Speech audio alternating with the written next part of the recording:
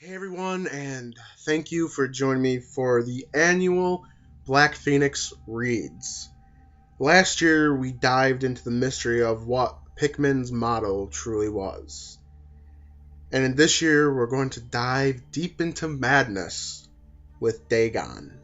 This will be a simple video that you can just listen to. You don't have to look at it, just have it on in the background and then enjoy the story. Dagon by H.P. Lovecraft. I am writing this under apprehensible mental strain, since by tonight I shall be no more, penniless and at the end of my supply of drug which alone makes my life endurable. I can bear the torture no longer, and shall cast myself from this garret window into the squalid street below. Do not think of my slavery to morphine that I am a weakling or a degenerate, which you have read these hastily scrawled pages you may guess, though never fully realize, why it is that I must have forgetfulness or death. It was in one of those most open and least frequent parts of the broad Pacific that the packet of which I was supercargo fell a victim to a German sea raider. The Great War was then at its very beginning, and the ocean forces of the Hun had not completely sunk to their degradation, so that our vessel was made a legitimate prize, whilst we of her crew were treated with all fairness and consideration due to us as naval prisoners. So liberal, indeed, was the discipline of our captors. The 5 days after we were taken, I managed to escape alone in a small boat with water and provisions for a good length of time. When I finally found myself adrift and free, I had but little idea of my surroundings. Never a competent navigator, I could only guess vaguely by the sun and stars that I was somewhere south of the equator. Of the longitude I knew nothing, and no island or coastline was in sight. The weather kept fair, and for an uncounted days I drifted aimlessly beneath the scorching sun, waiting either for some passing ship or to be cast upon the shores of some habitable land. But neither ship nor land appeared, and I began to despair in my solitude upon heaving vastness of unbroken blue. The change happened while I slept. Its details I shall never know, for my slumber, though troubled and dream-infested, was continuous.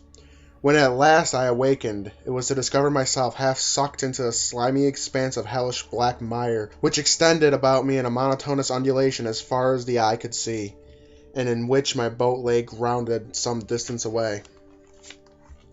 Though one might well imagine that my first sensation would be of wonder at such a prodigious and unexpected a transformation of scenery, I was in reality more horrified than astonished. For there was in the air, and in the rotting soil, a sinister quality which chilled me to the very core. The region was putrid, with the carcass of decaying fish and other less describable things in which I saw protruding from the nasty mud of the unending plain. Perhaps I should not hope to convey in mere words the unutterable hideousness that can dwell in the absolute silence and barren immensity. There was nothing within hearing, and nothing in sight, save a vast reach of black slime.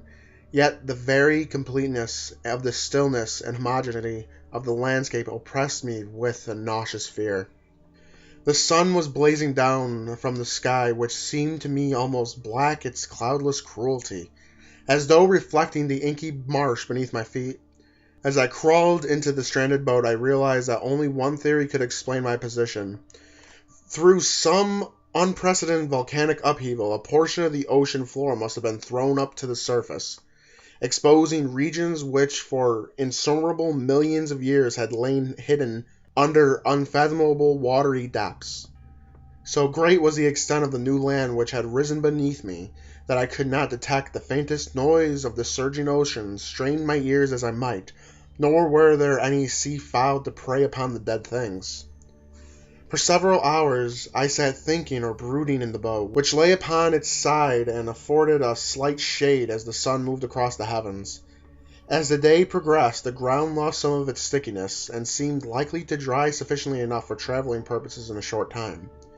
That night I slept but little, and the next day I made for myself a pack containing food and water, preparatory to the overland journey in search for the vanished sea and possible rescue. On the third morning I found the soil dry enough to walk upon with ease. The odor of the fish was maddening, but I was too much concerned with the graver things to mind so slight an evil, and set out boldly for an unknown goal.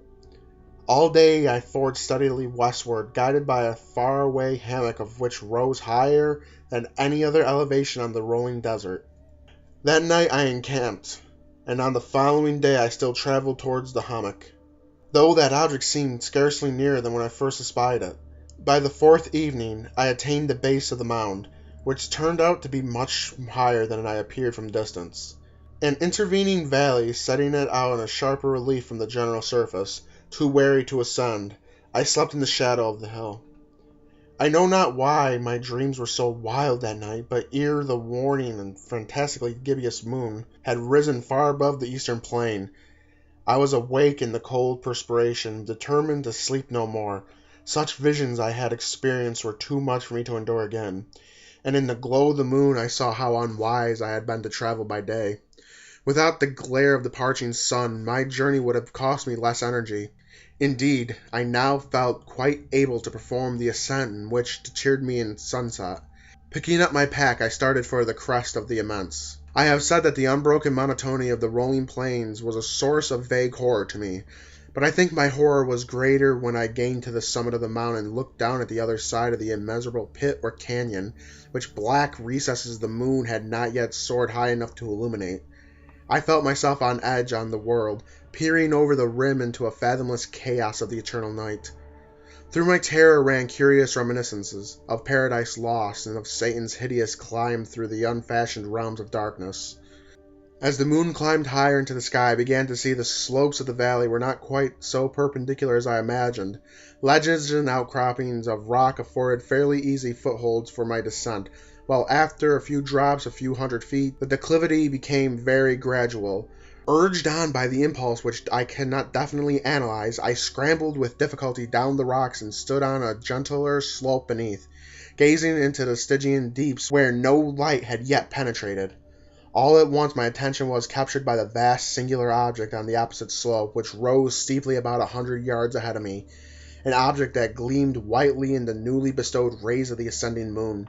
That it was merely a gigantic piece of stone, I soon assured myself, but I was conscious of its distinct impressions that its contour and position were not altogether the work of nature.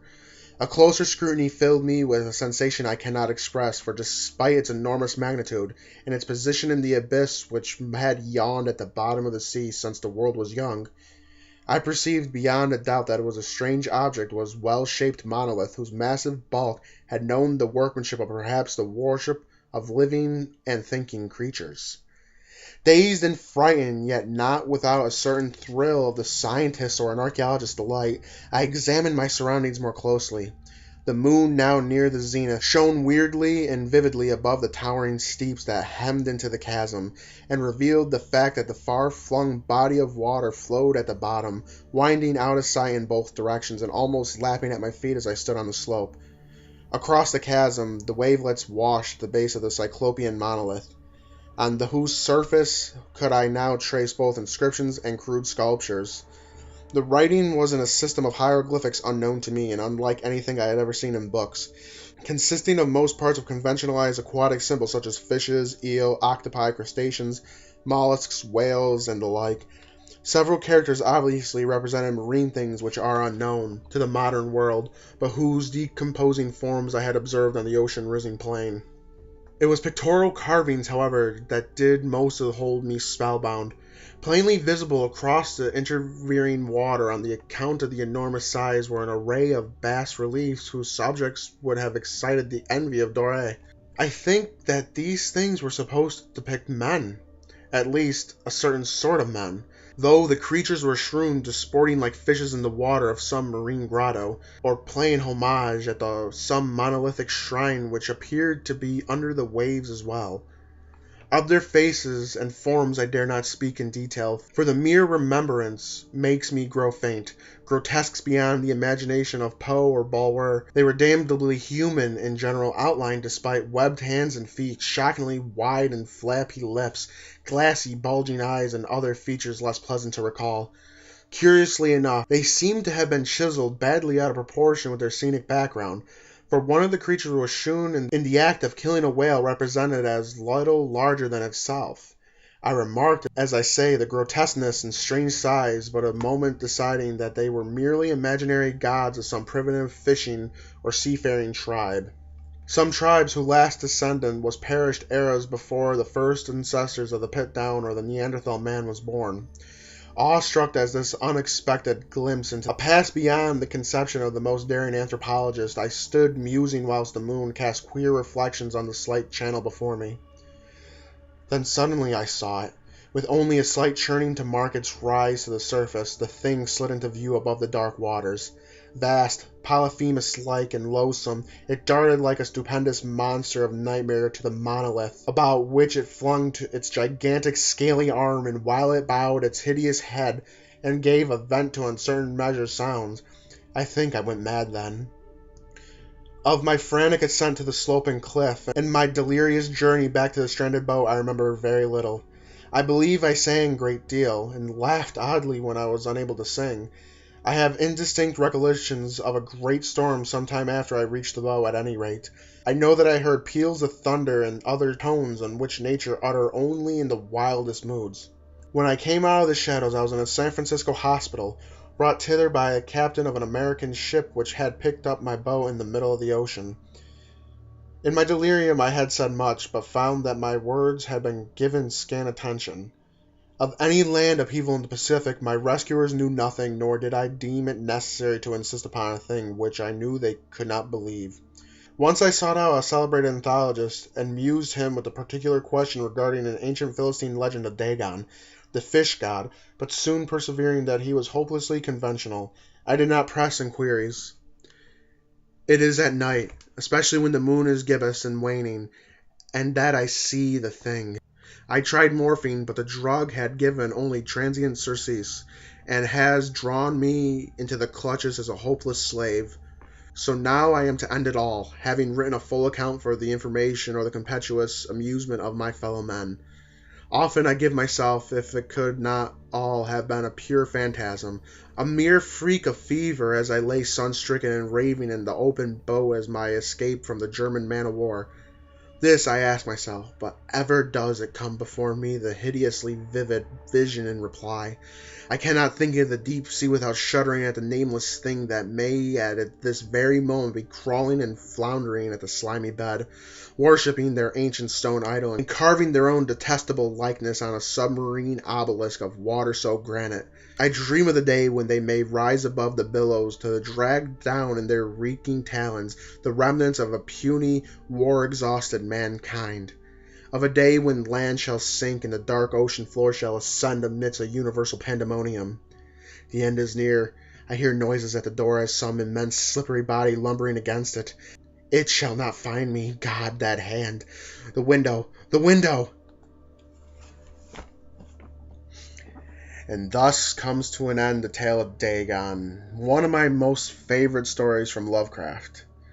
There is something darkly beautiful about it. I wish I did these more often, but you'll see me next year for another story, possibly from Lovecraft, possibly from someone else.